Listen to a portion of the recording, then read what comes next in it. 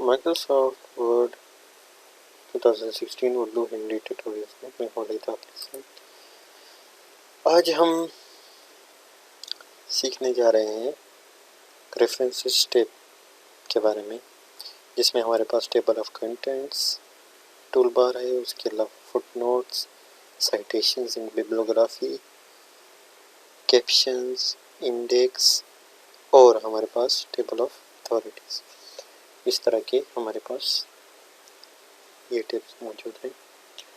तो चलिए पहले देखते हैं टेबल ऑफ कंटेंट के बारे में। टेबल ऑफ कंटेंट बनाने से पहले इसमें आपके पास मल्टीपल प्रीसेट्स मौजूद हैं।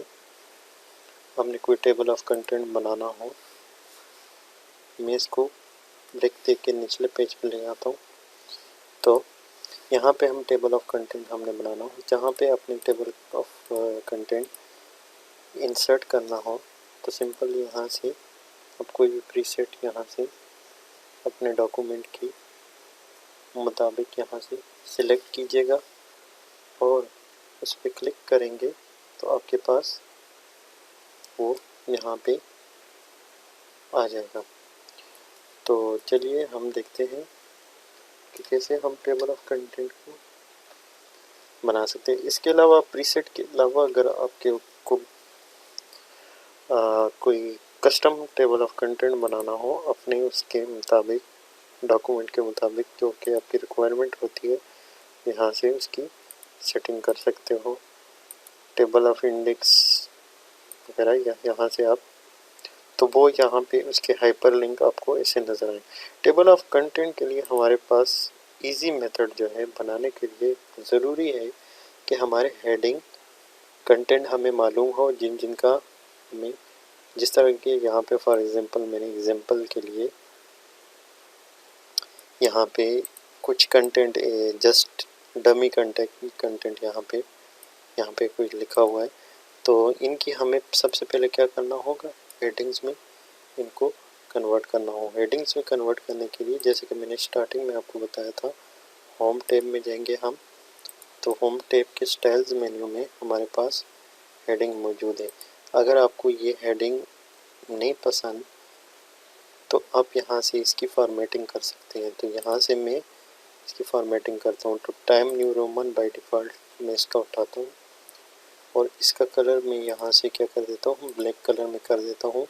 ये हेडिंग 1 और इसका साइज़ क्योंकि 14 है हमारे पास, तो हेडिंग 1 का नॉर्मली 16 होता है, तो 16 कर देता हूँ।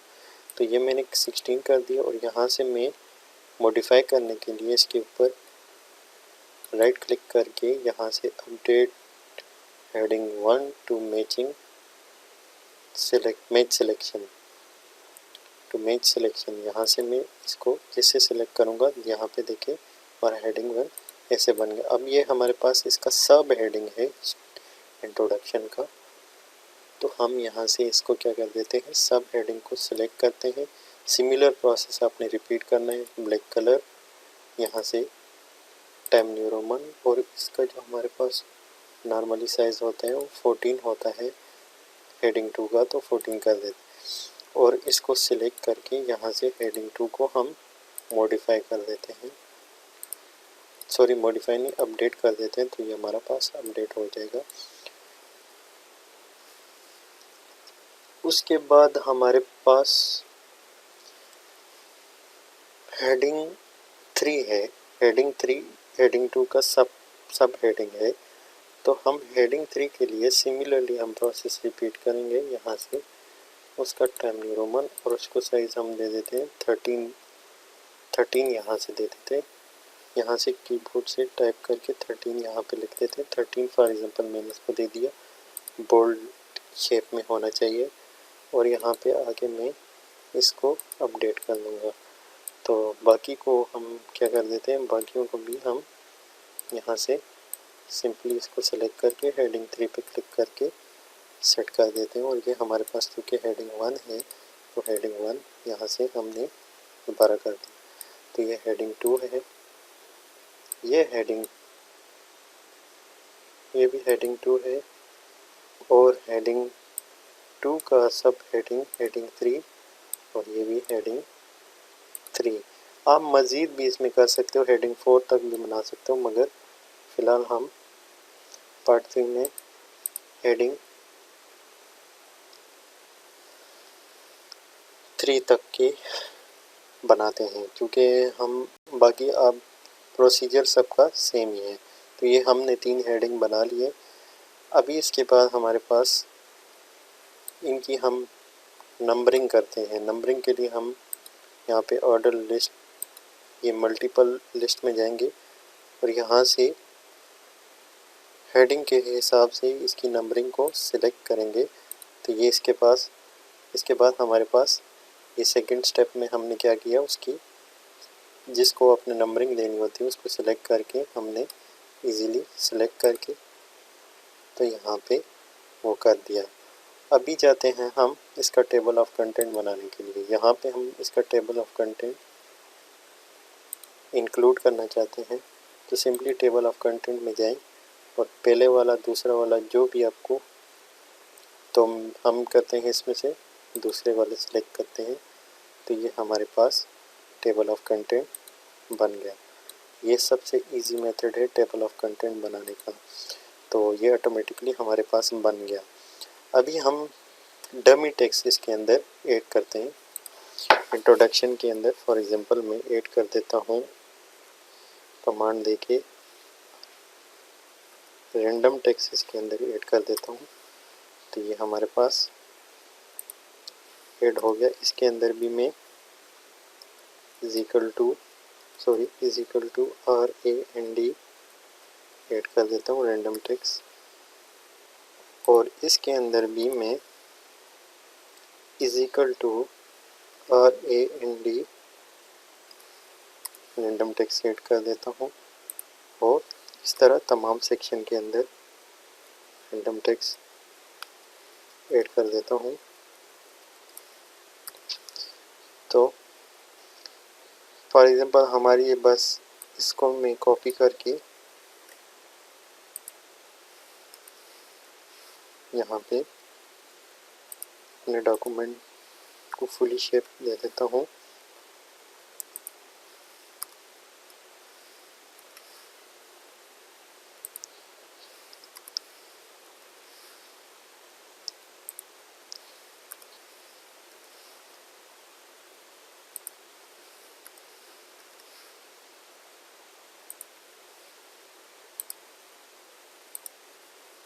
तो ये हमारे पास इन सब के अंदर मैंने डमी टेक्स्ट ऐड कर दिया। रैंडम टेक्स्ट जो हमारा होता है माइक्रोसॉफ्ट वर्ड के अंदर। अभी इसको अलाइन करने के लिए मैंने सिंपली क्या किया, होम टैब से इसको सेंट्रली कंट्रोल-E प्रेस करके भी आप कर सकते हो। तो अभी यहाँ पे आपके पास ऑप्शन मौजूद है। जैसे आप इसके ऊपर माउस क्लिक करोगे तो अपडेट टेबल का ऑप्शन आपके पास आ जाएगा। अपडेट टेबल में आप अपडेट इंटायर टेबल को आप प्रेस करोगे तो आपके पास देखिए ये पूरा टेबल अपडेट हो जाएगा। तो ये यहाँ पे आपके पास पेज नंबर भी इसके आ गए आपके पास। यहाँ पे हमारे पास लास्ट पेज पे कुछ, क्योंकि हमारे पास हम इसकी इस तरह करते हैं, हम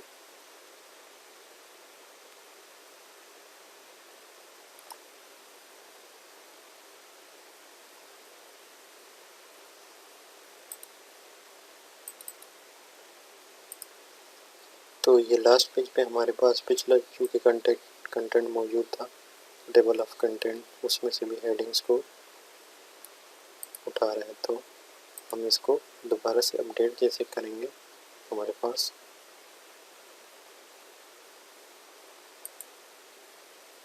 update entire table of content करेंगे तो ये हमारे पास अपडेट हो जाएगा।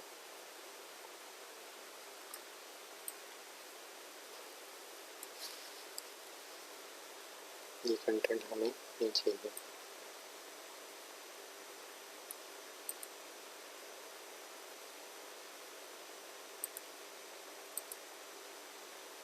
तो अपडेट करके हमारे पास table of content updated form में आ गया। तो देखते हैं अगले ट्यूटोरियल में बाकी सेक्शन के बारे में। तो इसमें हमारे पास एक और ऑप्शन है एडिटेक्स। आप यहाँ से मज़ीद लेवल 2 लेवल 3 आप यहाँ से ऑटोमेटिकली ऐड कर सकते हो। अपने अगर कोई टेक्स्ट ऐड करना हो, फॉर एग्जांपल इंट्रोडक्शन हमारे पास हेडिंग है, इसके नीचे आपने कोई सब हेडिंग तो लेवल 1 पे करोगे। तो यहाँ पे क्योंकि हमने 3 हेडिंग बनाया तो यहाँ हमारे पास 3 लेवल शो कर रहे हैं। 4 बनाओगे 4th लेवल शो कर, 3 यहाँ पे ऐड कर सकते हो, ये ऑटोमेटिकली ऐड करता जाएगा। तो ये था हमारा रेफरेंसेस में से टेबल ऑफ कंटेंट्स का मोस्ट इम्पोर्टेंट टॉपिक। और उसके बाद हमारे पास जो फुट नोट्स का टॉपिक है, ये हम अगले ट्यूटोरियल में सीखेंगे कि फुट नोट्स क्या होते हैं, बेसिकली हम इसमें कैसे इंसर्ट कर सकते हैं। तो देखते रहिएगा मेरे ट्यूटोरियल्स।